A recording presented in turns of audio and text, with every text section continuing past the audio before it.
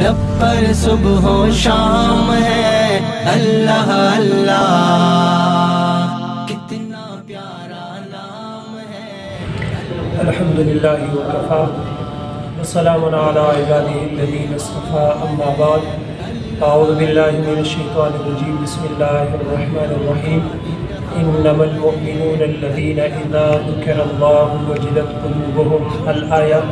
صدق اللہ العلی العظیم، اما بعد۔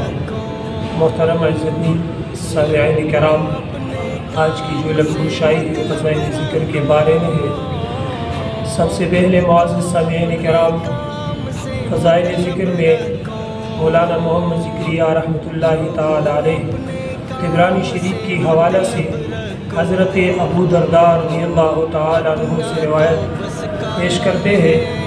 حضرت ابو درداء رضی اللہ تعالی عنہ مبارک فرماتے ہیں کہ نبی اکرم صلی اللہ علیہ وآلہ وسلم مبارک نے فرمایا کہ قیامت کے روز بعض قوموں کی یہ حالت ہوگی کہ ان کے چہرے چمکتے ہوں گے اور جواہرات کی کرسیوں پر متمکن ہوں گے، اور لوگ ان سے ایک طرح کا حسد کریں گے، یہ لوگ پیغمبر یا شہید نہیں ہوں گے۔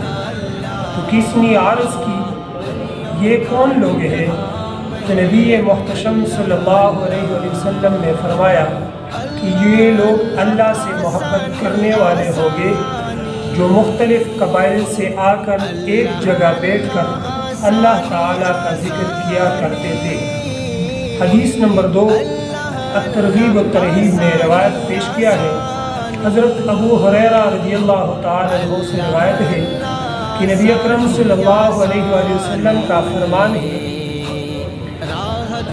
کہ عرش کے سامنے اللہ تعالیٰ کے نور کا ایک ستون ہے، جب کوئی بندہ کلمہ طیبہ کا ورد کرتا ہے تو یہ ستون حرکت کرنا شروع کر دیتا ہے۔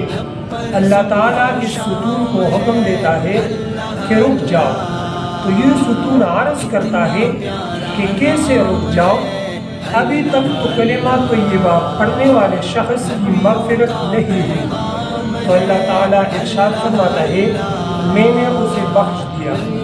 یہ سن کر ستون رک جاتا ہے، وما علینا الا البلاغ۔